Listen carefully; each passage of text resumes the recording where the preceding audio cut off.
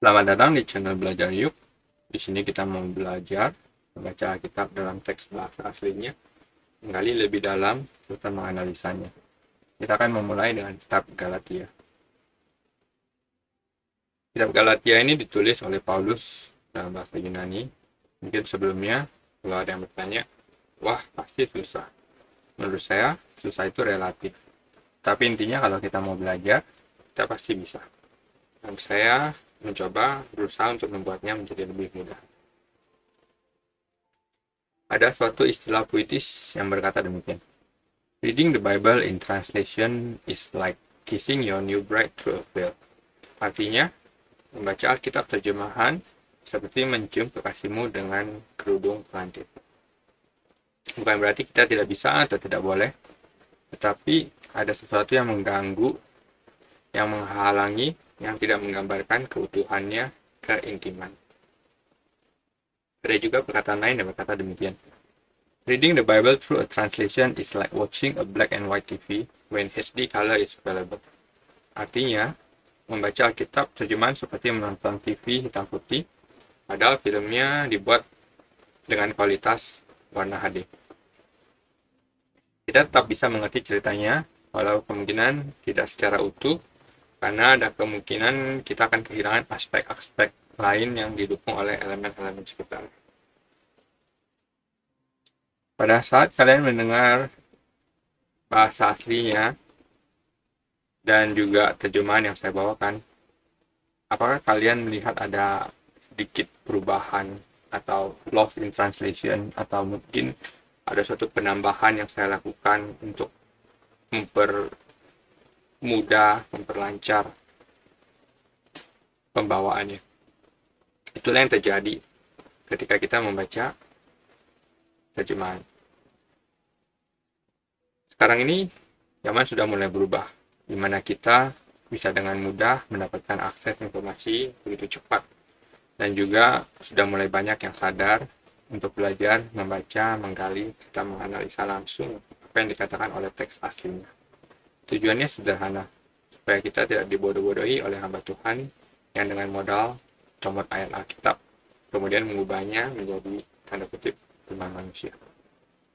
Dan tentunya kita tahu sekarang ini dan juga ke depannya akan semakin banyak penyesat-penyesat yang berusaha mengelabui kita dengan ayat-ayat Alkitab yang mencoba menggiring kita kepada keinginan kebenaran mereka yang belum benar, yang menyimpang, dan yang parahnya adalah justru menyesatkan. Oleh karena itu, di zaman sekarang ini, kita perlu namanya discernment, yaitu suatu kearifan, suatu kebijakan, suatu kemampuan untuk membedakan, memilah, serta mencerna mana yang benar dan mana yang tidak benar. Seperti halnya ketika kita menerima pesan. Apakah kita mencernanya terlebih dahulu, atau justru kita langsung mengirimnya forward ke lingkungan sekitar kita tanpa ada cek dan dicek terlebih dahulu? Contoh sederhana. Mungkin contoh ini kelihatannya sedikit konyol. Misalnya, ada seseorang yang meninggal dunia. Dan tentunya kita akan menuliskan turut berduka cita. Dan itu wajar. Suatu ketika, mungkin umumnya setelah beberapa saat, masih ada beberapa orang yang menuliskan turut berduka cita. Dia menulisnya seperti ini. Turut berduka cita, RIP, kemudian dia mencantumkan namanya. Misalnya Paulus. Dia menuliskannya, turut berduka cita, RIP Paulus. Orang yang mengerti tulisan ini tentu tahu bahwa pesan ini ditulis oleh Paulus yang mengucapkan turut berduka cita, RIP. Tetapi tentunya, dan itu juga bisa terjadi, bisa saja terjadi kesalah kaprah dalam membacanya. Dan dia berpikir, justru Pauluslah yang meninggal. Turut berduka cita, RIP Paulus. Turut berduka cita, RIP Paulus. Dan dia berusaha memberitahu pada yang lain bahwa Paulus telah meninggal. Dan bisa saja akhirnya berita itu pun jadi viral akibat kekeliruan kecil karena salah mengartikan atau tidak berhati-hati dengan pesan tersebut. Kalau begitu, Mungkin ada yang berkata, kalau gitu biarkan saja para hamba Tuhan yang belajar dan kita mendengarkannya saja. Tapi bukankah ini sikap pasif, atau mungkin bisa dibilang sikap apatis? Mungkin pertanyaannya, apakah orang seperti ini sungguh-sungguh membaca Alkitab atau justru mengutamakan pewahyuan dari tanda kutip roh secara spiritual tanpa mengetahui kebenaran konteks Alkitabnya seperti apa?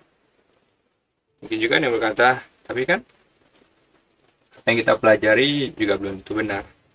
Jadi nggak usah sok pintar deh. Memang apa yang kita pelajari juga belum tentu benar.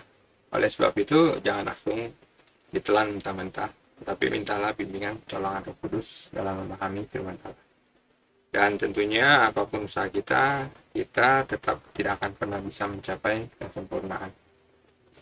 Tapi setidaknya kita bisa menikmati melalui proses ini, dan yang terpenting adalah memberikan kemuliaan bagi Allah kita. Sekarang mari kita melihat beberapa kutipan dari mereka yang belajar mendapatkan informasi dari teks asli. Martin Luther. Tentu kita tahu, seorang reformator yang tidak asing lagi bagi kita, dia mengatakan demikian. If the language had not made me positive as to the true meaning of the word, I might have still remained a chain monk, engaging in preaching Romish error. Tentunya ini bukan tulisan asli Martin Luther, ini sudah terjemahan ke bahasa Inggris.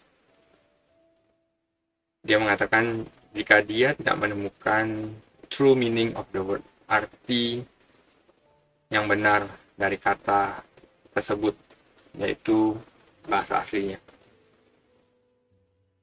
had not made me positive, tidak memberi dia suatu kepositifan, nilai positif, dia akan tetap berada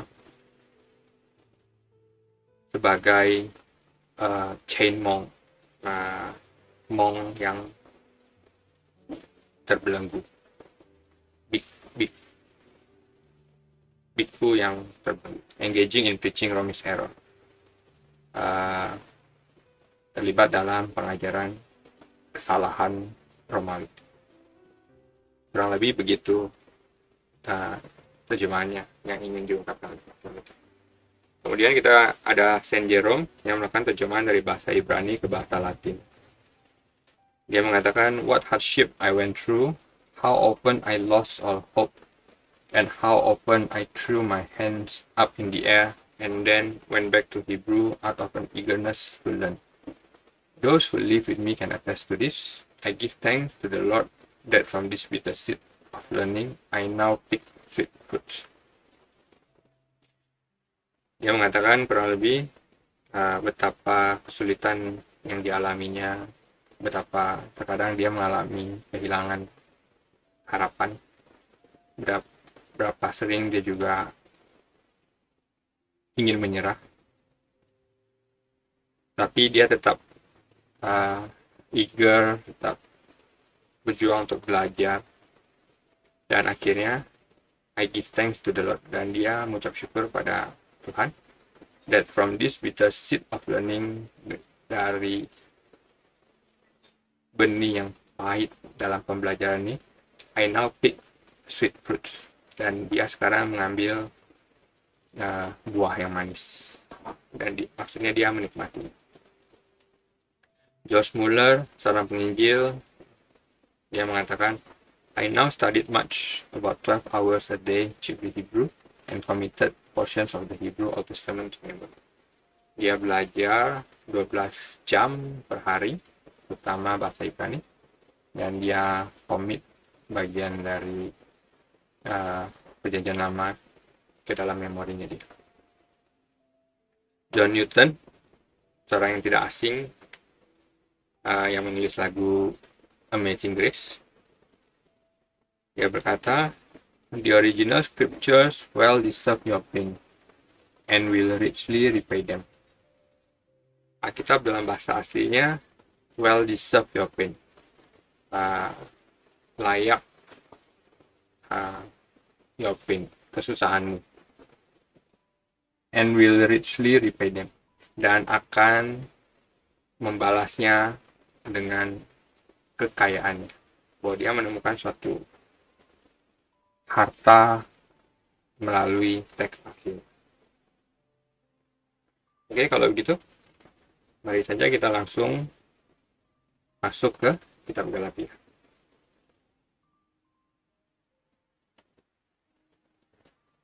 Galatia pasal yang pertama.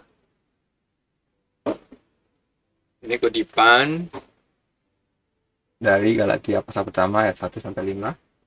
Kita akan fokus di Galatia ayat yang pertama saja.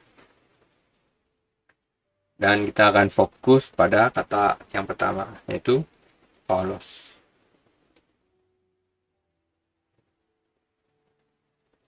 Umumnya kita belajar sains dan kita menggunakan simbol-simbol Yunani dalam formulanya. Jadi tulisan-tulisan ini, huruf-huruf ini mungkin tidak terlalu asing lagi bagi kita, dan ini akan mempermudah kita untuk mengenali huruf bahasa Yunani. Dan salah satu kelebihan kita ialah cara bacanya sama seperti kita membaca bahasa Indonesia.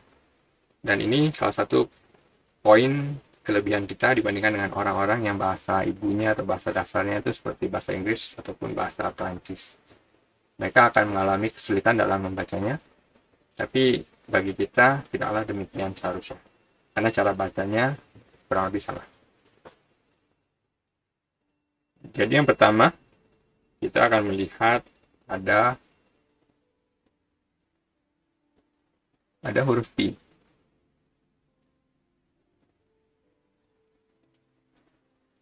Ini P, bacanya kita tinggal ambil huruf depannya itu P. P. Kemudian kita punya alfa. Alfa itu A. Kemudian kita punya upsilon. Upsilon itu U. Kemudian kita punya lambda. Lambda itu L. Dan kita punya omikron. Omikron itu O. Kita punya sigma. Sigma itu S. Nah, sigma ini sigma penutup. Kalau sigma yang di tengah-tengah itu sigma penutup. Jadi kita bisa baca Paulos, yang artinya dalam bahasa Indonesia itu Paulus.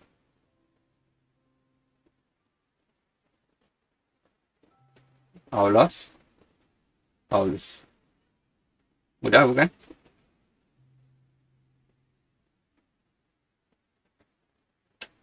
Berbicara mengenai P ini, ada satu hal yang menarik. P. Tentu kata P ini, arti P ini tidak lagi asing bagi kita. Awalnya mungkin kita belajar bahwa P ini adalah 22/7. Oke. Kemudian kita lebih dalam kita belajar, ternyata P itu adalah 3,14. Benar kan? Tapi yang mengatakannya 3,1415. Ini lebih tepat. Tapi sebenarnya masih kurang tepat. Ada juga yang mengatakannya P itu 3,14159265.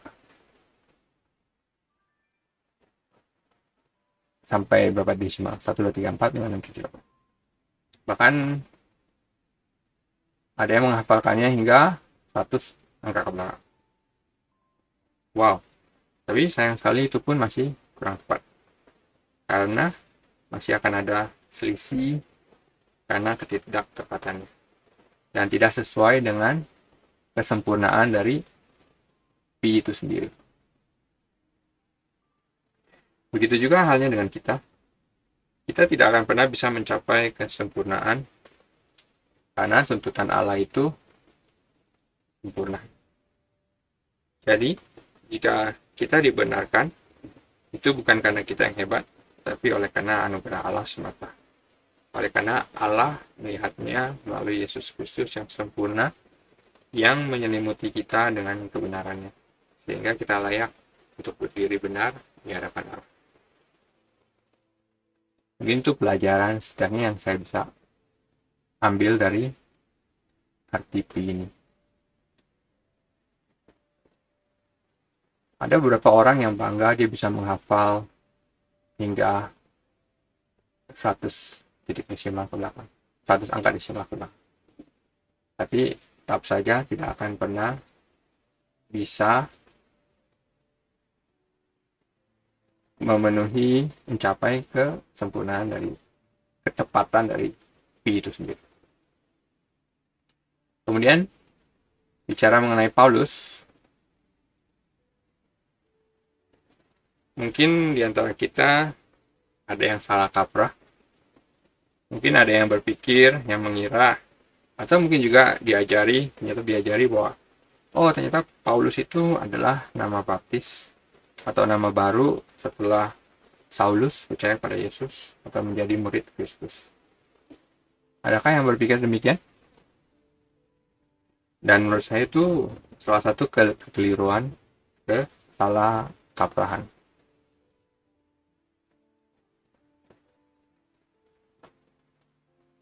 Oke, mungkin kesempatan kali ini kita bisa mencoba mengenal beberapa nama tokoh Alkitab yang disinggung oleh Paulus dalam kitab Galatia ini.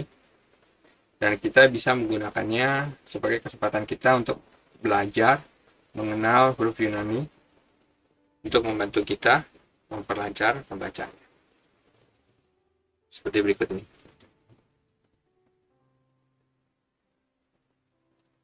Oke, ada yang bisa membacanya?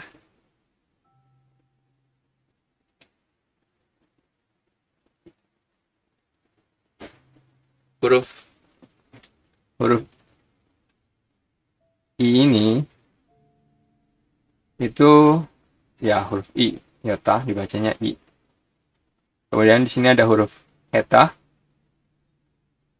Eta itu dibacanya E panjang. Kemudian sigma, omikron, epsilon, sigma. Ini kita udah pelajari sebelum itu.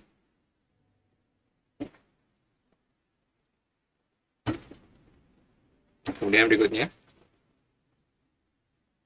alfa, beta. Ini beta, itu B. Kemudian ini rho, F. Alfa, mu, M.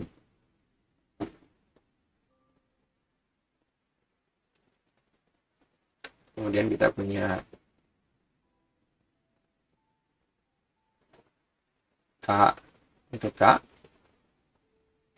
eta, P,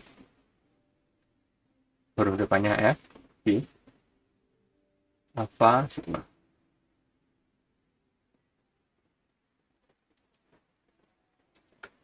Kemudian iota alfa, K lagi, ini K kecil, tadi itu K besar. Nah ini omega itu O panjang, beta, omikron, sigma. Omega, omikron, O. Tapi omega, ingat omega itu O panjang, O biasa.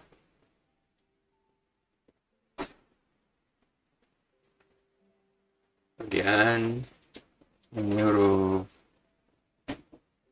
beta besar, ini alfaro, ini nu, itu bentuknya kayak V tapi bukan V tapi N, alfa, beta, alfa, sigma.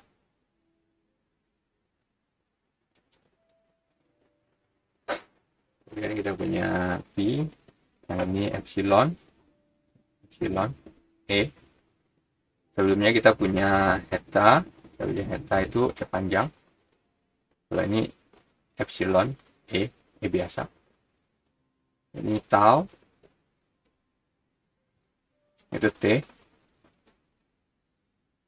rho, omikron, sigma.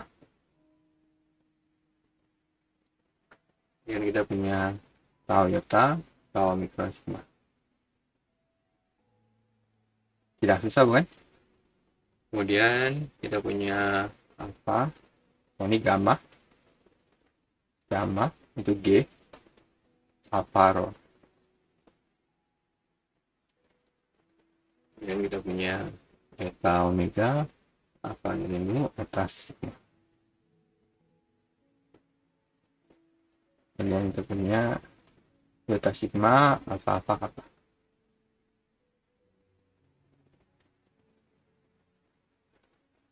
Oke, demikian nama-nama yang muncul, nama-nama tokoh Alkitab yang muncul dalam kitab Galatia yang disinggung oleh Paulus. Berikut ini huruf-huruf dalam bahasa Yunani, ada 24. Alfa, beta, gamma, delta, epsilon, zeta. Ini zeta. Tadi belum keluar tuh Z, zeta. Eta, theta. Ini tentu kita tahu nih theta. Theta itu TH, theta, theta. Iota kappa, lambda mu, nu, ini itu psi, KS.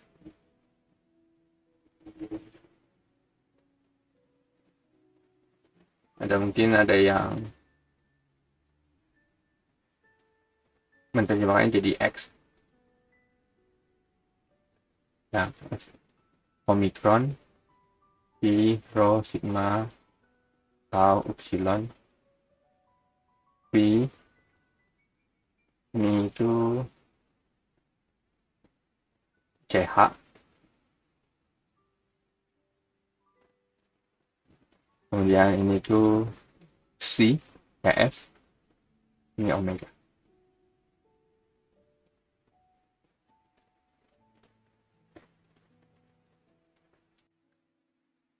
Demikian huruf-huruf dalam bahasa Yunani. Sambil kita gunakan kesempatan ini untuk belajar mengenai huruf-hurufnya. Dan nanti kita akan bahas nama-nama tersebut di pertemuan berikutnya. Semoga ini bisa menambah keinginan kita untuk belajar bahasa asing. Tetap semangat dan Tuhan Yesus memberkati.